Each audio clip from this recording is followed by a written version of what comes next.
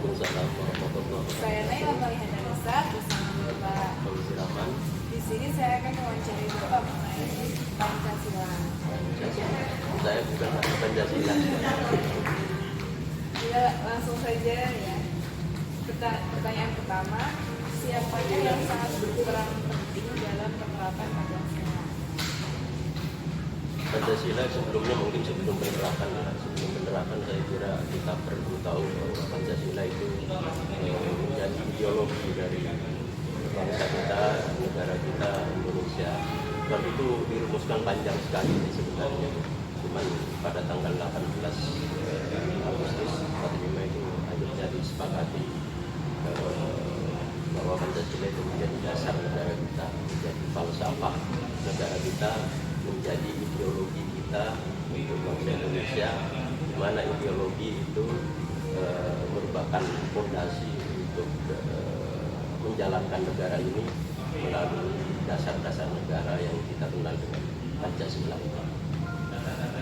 Saya kira tahu Pancasila itu ada, namanya Pancasila itu sudah ada 5 pasti, 5 dasar di situ. Untuk penerapannya saya kira sejak diresmikan itu menjadi dasar negara itu harus memang diterapkan. Tetapi Pancasila itu tidak selalu mulus kan perjalanannya untuk diterapkan. Sampai sekarang pun itu juga tidak mulus. Banyak godaan-godaan dari ideologi lain, misalnya seperti Marxisme, sosialisme, komunisme dan semacamnya. Tapi sampai 75 tahun ini, alhamdulillah Pancasila itu masih menjadi kesepakatan bangsa Indonesia bahwa kita tetap pada ideologi Pancasila. Mungkin itu ya. Penerapannya saya kira setiap waktu itu selalu berubah dan menurut saya fleksibel untuk menafsirkan Pancasila.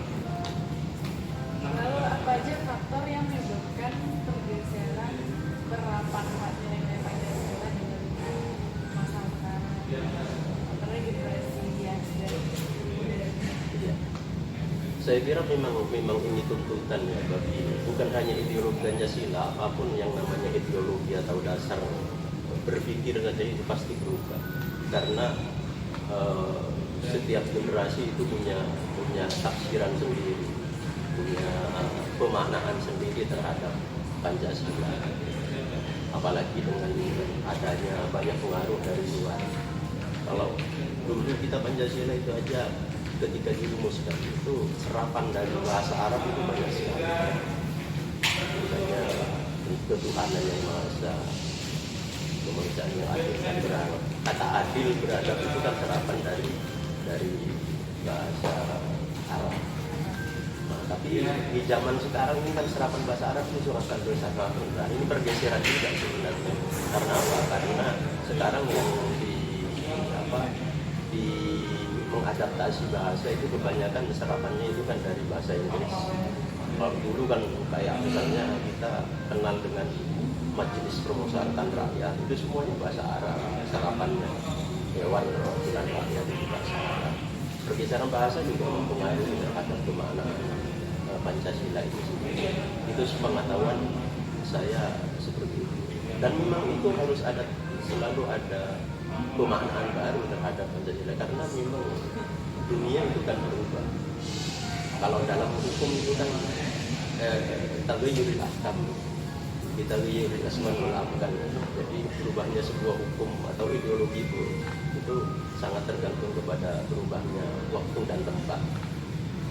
Jadi keadaannya kalau berubah, kita pemaknanya meskipun secara esensial itu tidak bisa berubah, cuman cara memaknai itu harus berubah. Lalu solusi apa atas nilai Pancasila yang sudah berubah atau mungkin penyelewengan dari nilai Pancasila? Saya kira penyelewengan Pancasila itu menyangkut penafsiran. Dari awal Pancasila itu sudah diterapkan itu sudah banyak yang menyeleweng dalam arti orang yang tidak sepakat dengan mainstream dengan domain yang benar-benar. Tetapi itu menurut saya ada kekayaan asal tidak terus langsung itu istilahnya mendegradasi Pancasila. Pancasila udah tidak sesuai. Harusnya kita kan terus bagaimana Pancasila itu menjadi sesuai dengan kita, karena itu perekat Pancasila itu perekat paling utama menurut saya, karena dulu dirumuskan oleh tokoh-tokoh dari semua suku, semua agama, dan itu harus terus diperdomani menurut saya sampai kapanpun selama Indonesia itu masih ada. Tapi godaan sekarang ini kan banyak sekali, misalnya radikalisme dan semacamnya, itu pasti dia cenderung tidak akan mengakui Pancasila pada akhirnya. Itu harus kita jaga sebagai katakanlah generasi muda seperti Naila itu harus menjaga betul dan mengajak teman-temannya untuk bisa merumuskan kembali dalam arti pemaknaannya terhadap Pancasila. Mungkin itu. Lalu apa aja tantangan besar dari Bapak selama pelatihan Pancasila? Kalau saya sih sebenarnya tidak ada tantangannya, karena apa? Karena saya itu melihat begini, semua perbedaan itu kita boleh setuju, boleh tidak.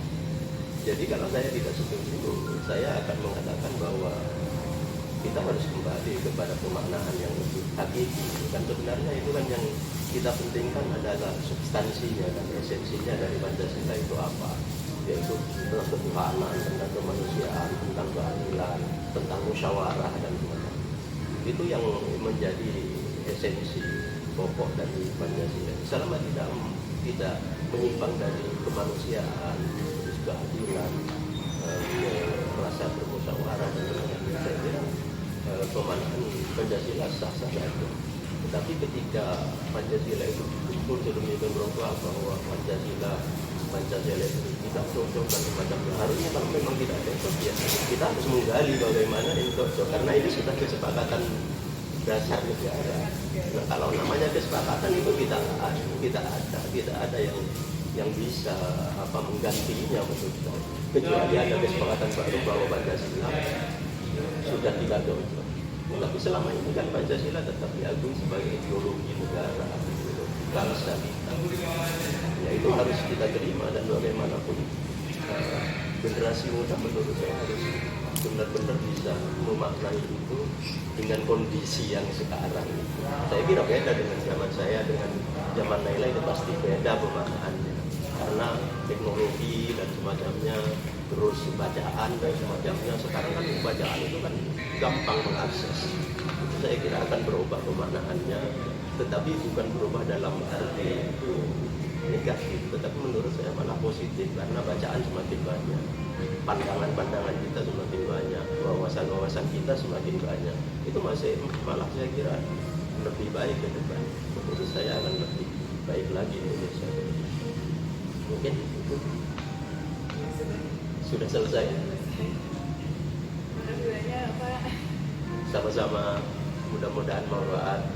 Tapi ini yang bisa saya sampaikan, karena memang sebenarnya saya bukan ideolog ya, istilahnya bukan ahli di bidang Pancasila, tetapi itu pengalaman saya seperti itu dari banyak baca buku, dan kebetulan saya memang suka membaca ya, semua bidang ilmu.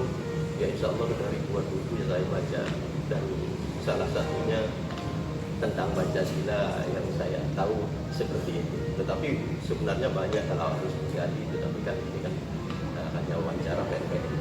Itu mudah-mudahan bermanfaat untuk Naila dan kita semua. Sekian dari kami. Assalamualaikum warahmatullahi wabarakatuh. Assalamualaikum warahmatullahi wabarakatuh. Baik, kesimpulan dari wawancara saya bersama Bapak Fauzi tadi adalah Pancasila adalah sebuah ideologi negara, dan tidak ada satupun orang yang menolak akan penerapannya Pancasila. Dan penerapan Pancasila adalah kewajiban seluruh warga Indonesia. Walaupun ada yang ingin dirubah dari Pancasila, itu adalah kembali ke pribadi atau tokoh individu masing-masing. Dan yang ingin dirubah bukan dari jiwa Pancasila, tapi dari penerapan dan pemikiran